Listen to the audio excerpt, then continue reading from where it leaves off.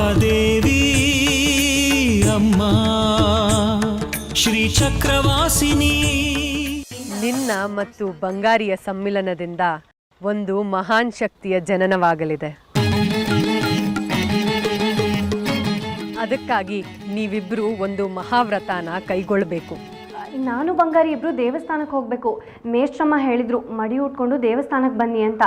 ನೀನ್ ಮಾಡಿರೋ ತಪ್ಪಿಗೆ, ಮೋಸದ ಆಟಕ್ಕೆ ಮಂಡಿ ಊರಿ ಕ್ಷಮೆ ಕೇಳು.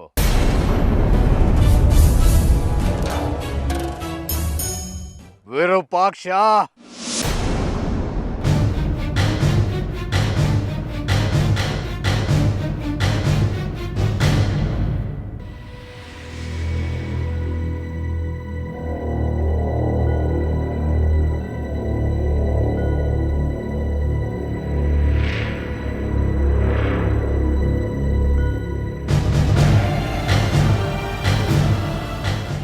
ನಾನು ಎಂಜಿಲ್ ಮಾಡಿರೋ ಈ ಗಂಜಿನ ಕುಡಿ. ಈ ಗಂಜಿನ ಕುಡಿದ್ರೆ ನಾನು ನಿನ್ನನ್ನು ಕ್ಷಮಿಸ್ತೀನಿ, ಮತ್ತೆ ನಿನ್ನ ಜೊತೆ ಕೈ ಜೋಡಿಸ್ತೀನಿ. ಕುಡಿ.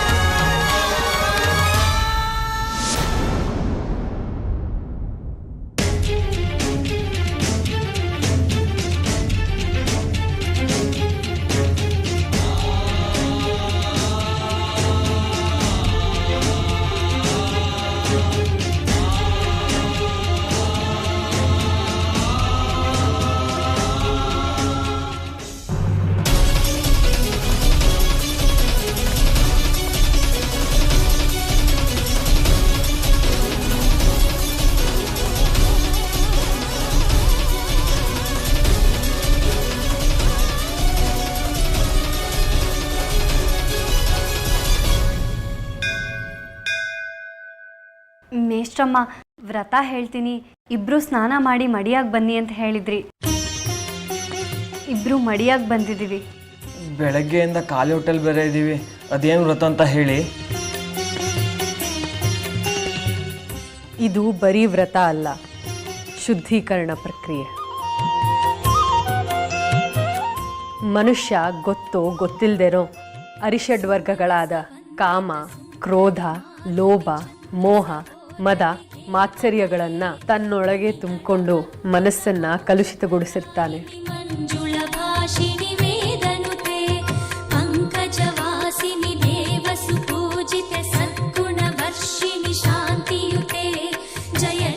ನೀವು ಶ್ರೀಚಕ್ರದಂಥ ಶಕ್ತಿಗೆ ಜನ್ಮ ನೀಡಬೇಕಾದ್ರೆ ಇದನ್ನೆಲ್ಲ ಮೀರಬೇಕಾಗತ್ತೆ. ಅದಕ್ಕೋಸ್ಕರನೇ ಈ ವ್ರತ. ಇದು ಶುದ್ಧಿ ತಂತ್ರ. ಇದನ್ನ ಪಾಲಿಸಿದ್ರೆ ಮಾತ್ರ ನೀವು ಆ ಮಹಾಶಕ್ತಿಗೆ ಜನ್ಮ ಕೊಡೋಕೆ ಯೋಗ್ಯರಾಗ್ತೀರಾ.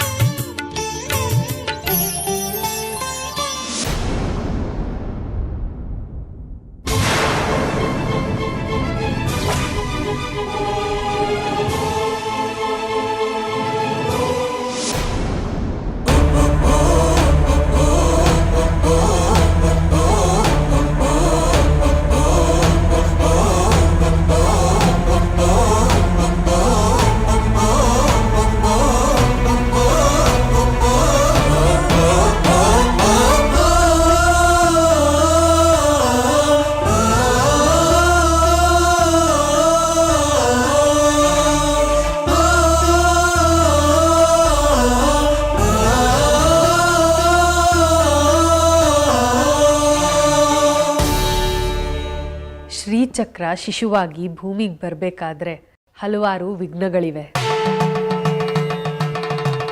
ಆ ವಿಘ್ನಗಳ ಪರಿಣಾಮ ನಿಮ್ಮೇಲೆ ಬೀರ್ತಾ ಇರತ್ತೆ. ಅದಕ್ಕೋಸ್ಕರ ನೀವು ತುಂಬ ಎಚ್ಚರಿಕೆಯಿಂದ ಇರಬೇಕಾಗತ್ತೆ.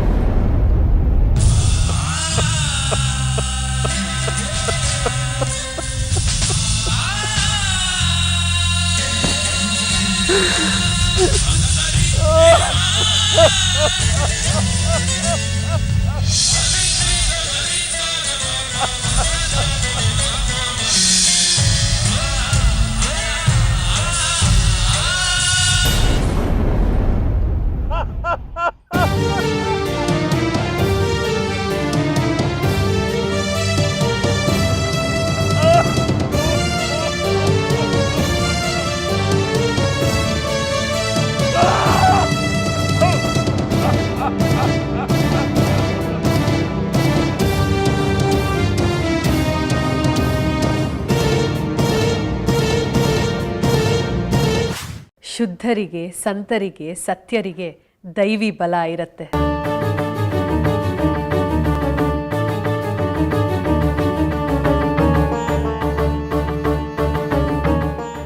ಅಂಥ ದೈವಿ ಬಲ ಇತರರಿಗಿಂತ 100 ಪಟ್ಟು ಹೆಚ್ಚು ನಿಮಗೆ ಬೇಕಾಗತ್ತೆ.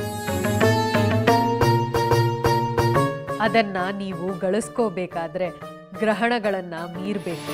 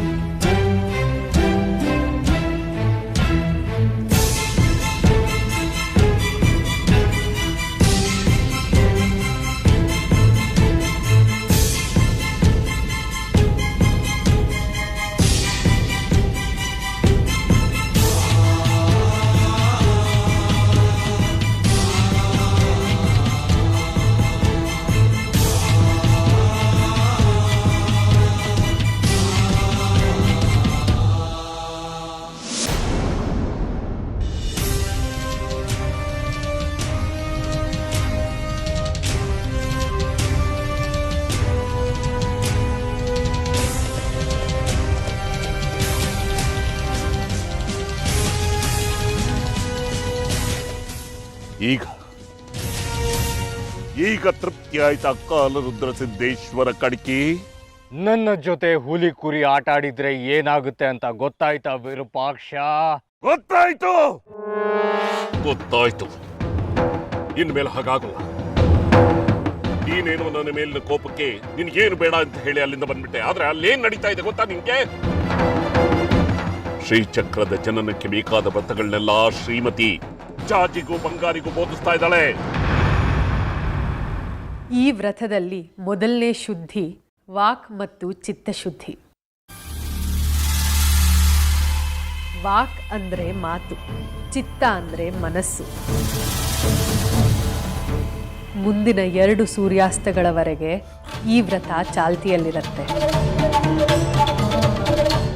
ಅವರಿಬ್ಬರಿಗೂ ಶ್ರೀಮತಿ ಹೇಳಿದ್ದೆ ವೇದವಾಕ್ಯ. ಅವುಗಳು ಹೇಳ್ದಾಗೆ ಇವರಿಬ್ಬರು ಕೇಳ್ತಾರೆ. ಹಾಗೇನಾದ್ರೂ ಕೇಳಿ ಆ ವ್ರತನ ಮಾಡಿ ಆ ವ್ರತದಲ್ಲಿ ಅವರು ಗೆದ್ದು ಬಿಟ್ರೆ ಶ್ರೀಚಕ್ರ ಅವ್ರ ಕೈವಶವಾಗೋಗ್ಬಿಡುತ್ತೆ.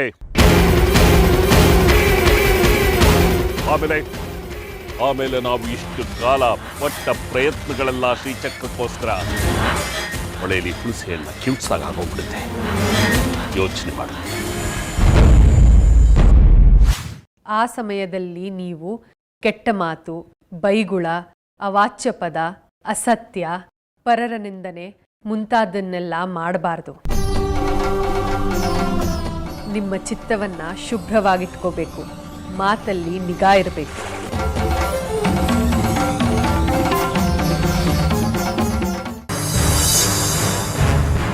ಹಾಗಾಗಬಾರ್ದು ವಿರೂಪಾಕ್ಷ. ಹಾಗೇನಾದ್ರೂ ಆದ್ರೆ ನಾವು ಜಾಜಿ ಹತ್ರ ಸುಳಿಯೋದಕ್ಕೂ ಆಗಲ್ಲ, ಈ ಚಕ್ರಾನು ಸಿಗೋದಿಲ್ಲ. ಹೌದು ಕಣಕಿ, ಹಾಗಾಗ್ಬಾರ್ದು. ಆ ಶ್ರೀಮತಿ ಜಾಜಿಗೆ ಯಾವ್ಯಾವ್ದೋ ವ್ರತಗಳನ್ನ ಹೇಳ್ಕೊಟ್ಟು ಜಾಜಿ ಗರ್ಭಕ್ಕೆ ಅಮೃತ ಸಂಚಯ ಮಾಡಿಸ್ತಾ ಇದ್ದಾಳೆ. ಶ್ರೀಚಕ್ರ ಸ್ವರೂಪಿ ಶಿಶುವಿಗೆ ಭದ್ರ ಕೋಟೆಯನ್ನು ನಿರ್ಮಿಸ್ತಾ ಇದ್ದಾಳೆ. ಮನುಷ್ಯ ತನ್ನ ನಾಲ್ಗೆಯಿಂದ ಸಾಕಷ್ಟು ತೊಂದರೆಗಳನ್ನು ಅನುಭವಿಸ್ತಾನೆ. ಹಾಗಾಗಿ ಮಾತಿನ ಬಗ್ಗೆ ವಿಶೇಷ ಗಮನ ಇರಲಿ. ಹೀಗಾಗ್ತಾ ಇದೆಯಲ್ಲ ಅಂತ ಹೇಳಿ ತಲೆ ಕೆಡಿಸ್ಕೊಂಡು ನಾನು ನಿಮ್ಮ ಹತ್ರ ಬಂದ್ರೆ ನೀನು ನಿನ್ನ ಎಂಜಲನ್ನ ನನಗೆ ಕುಡಿಸಿ ನಿನ್ನ ಶಕ್ತಿ ಪ್ರದರ್ಶನ ಮಾಡ್ತಾ ಇದ್ಯಾ? ಕಣ್ಕಿ, ನಮ್ಮ ಗುರಿ ಇರಬೇಕಾಗಿರೋದು ಶ್ರೀಚಕ್ರದ ಮೇಲೆ ಹೊತ್ತು ಒಬ್ರಿಗೊಬ್ರಿಗೆ ಬುದ್ಧಿ ಕಲಿಸೋದ್ರಲ್ಲ. ಇದನ್ನೇನಾರು ನೀವು ಗೆದ್ಬಿಟ್ರೆ ನಿಮ್ಮ ವಾಕ್ ಮತ್ತು ಚಿತ್ತಶುದ್ಧಿಯ ಪ್ರಕ್ರಿಯೆ ಪೂರ್ಣವಾಗತ್ತೆ.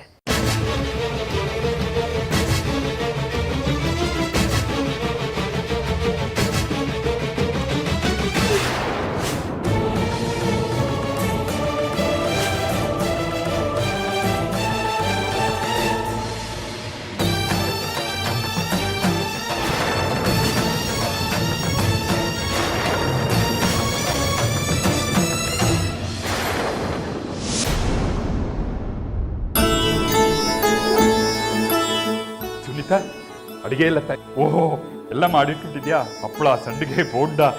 ನಾನು ಬಾಳೆ ಎಲೆ ತರೋದು ಮರ್ತ್ಬಿಟ್ಟೆ. ಹಿತ್ಲಿಗೆ ಅಯ್ಯೋ ಹೋಗ್ತಾ ಬೇಡ ಭಾವ, ನೋಡಿ ಅಲ್ಲೆಲ್ಲ ತಯಾರು ಮಾಡಿ ಇಟ್ಟಿದ್ದೀನಿ.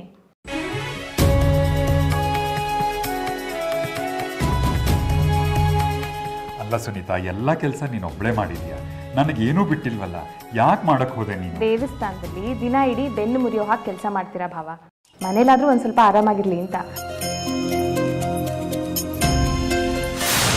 ಹಾಗಾದ್ರೆ ನಮ್ಗೆ ಗೊತ್ತಿಲ್ಲ ಹಾಗೆ ಏನೇನೋ ನಡೀತಿದೆ ಅಂತ ಆಯ್ತು. ಇದನ್ನೆಲ್ಲ ತಡಿಲೇಬೇಕು. ನಮಗೆ ಸಿಗದ ಹಣ್ಣು ಯಾರಿಗೂ ಸಿಗಬಾರ್ದು. ಅದಕ್ಕಿರೋದು ಒಂದೇ ದಾರಿ ಗುರುಗಳೇ, ನಾವೆಲ್ಲರೂ ಒಟ್ಟಾಗಿ ನಿಂತು ಅವರು ವ್ರತ ಭಂಗ ಮಾಡಬೇಕು. ಅವರು ವ್ರತ ಕೆಟ್ರೆ ನಾವು ಗೆದ್ದ ಹಾಗೆ. ಸೂರ್ಯಾಂಶು ಸರಿಯಾಗಿ ಹೇಳ್ತಾ ಇದ್ದಾನೆ ಕಡ್ಕಿ. ಈಗ ನಾವು ಮಾಡ್ಬೇಕಾಗಿರೋದು ಅದೇನೇ ವ್ರತ ಭಂಗ.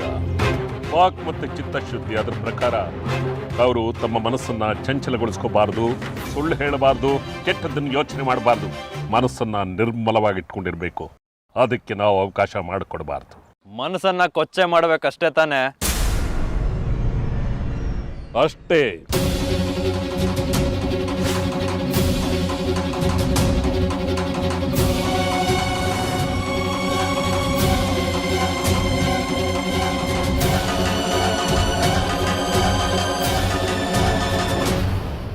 ಈ ಕ್ಷಣದಿಂದ ನೀವು ಶುದ್ಧೀಕರಣ ಪ್ರಕ್ರಿಯೆಗೆ ಒಳಗಾಗ್ತಿದ್ದೀರಾ. ನಿಮ್ಮ ಪ್ರಯಾಣ ಇಲ್ಲಿಂದ ಶುರುವಾಗ್ತಿದೆ.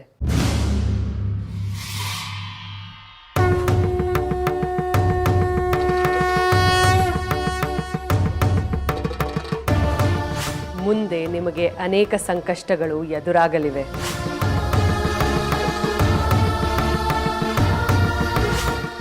ನಾವೆಲ್ಲರೂ ಸೇರಿ ಇಡೀ ದಿನ ಅವ್ರ ಹಿಂದೆ ಬೀಳಬೇಕು. ಅವ್ರ ಮನಸ್ಸನ್ನ ಚಂಚಲಗೊಳಿಸಬೇಕು. ಅವ್ರ ಬಾಯಿಂದಾನೆ ಸುಳ್ಳು ಹೇಳಿಸ್ಬೇಕು, ವಿಘ್ನಗಳನ್ನು ಉಂಟು ಮಾಡಬೇಕು, ವ್ರತಭಂಗ ಮಾಡಬೇಕು. ಹಾಗೆ ಮಾಡಿ ನಾವು ಗೆದ್ದು ಬಿಟ್ರೆ ಶ್ರೀಚಕ್ರ ಸ್ವರೂಪಿ ಶಿಶುವಿನ ಜನನಕ್ಕೆ ಜಾಜಿ ಅನರ್ಹಳಾಗ್ತಾಳೆ.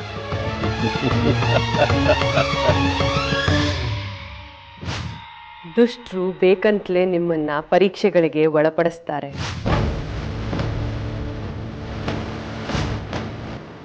ಅವಳ ಸೋಲು ನಮ್ಮ ಗೆಲುವು.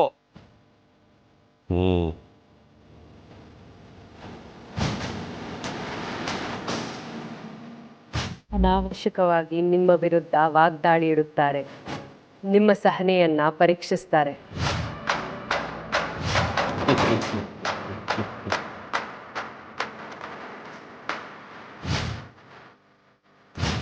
ಆದರೆ ನೀವು ಯಾವುದೇ ಕಾರಣಕ್ಕೂ ಸಹನೆಯನ್ನ ಕಳ್ಕೋಬಾರ್ದು. ವಾಕ್ ಶುದ್ಧಿ ಮತ್ತು ಚಿತ್ತಶುದ್ಧಿಯನ್ನ ಕಾಪಾಡ್ಕೋಬೇಕು.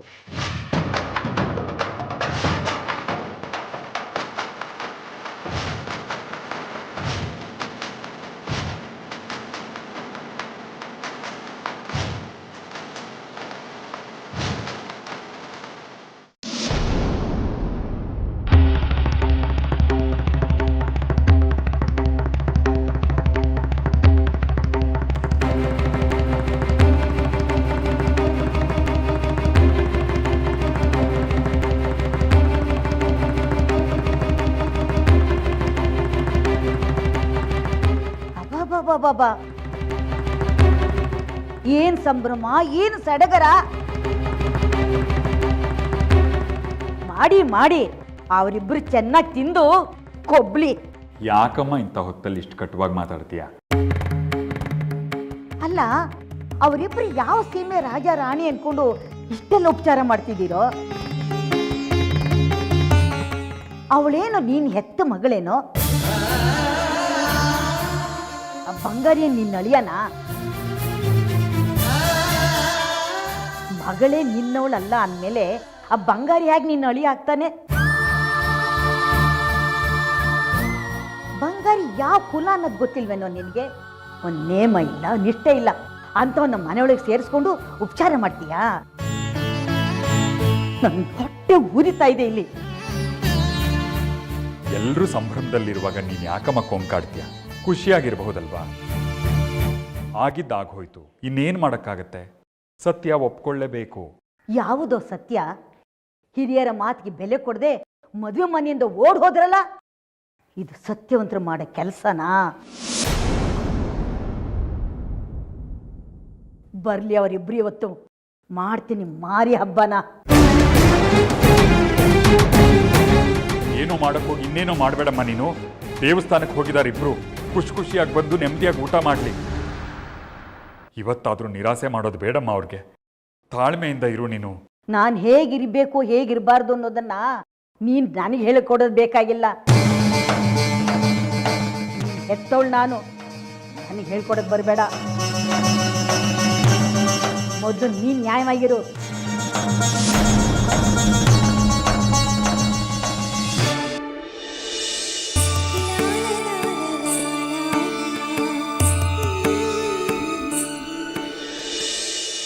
ಓಹ್, ಬಂದ್ರಾ? ಬನ್ನಿ ಬನ್ನಿ, ಕೈಕಾಲು ತೊಳ್ಕೊ ಬನ್ನಿ, ಊಟಕ್ಕೆ ಕೂರಿವ್ರಂತೆ.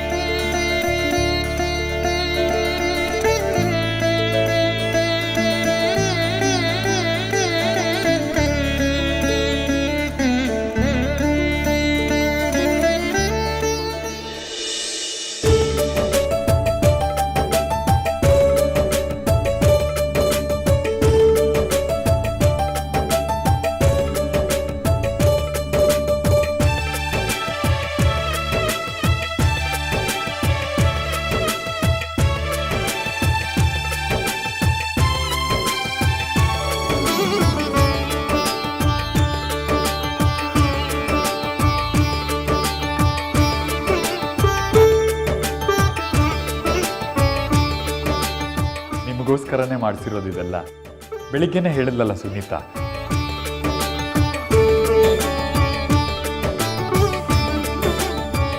ಚೆನ್ನಾಗಿ ಊಟ ಮಾಡಿ.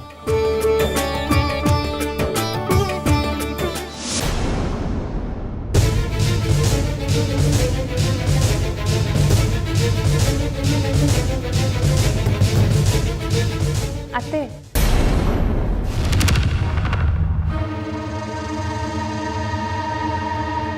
ನೀವು ಬನ್ನಿ ಕೂತ್ಕೊಳ್ಳಿ, ನಿಮಗೂ ಊಟ ಬಡಿಸ್ತೀನಿ. ಇಂಥ ಮಾನ್ಗೆಟ್ಟವ್ರ ಜೊತೆ ನಾನು ಊಟ ಮಾಡಬೇಕೇನೆ?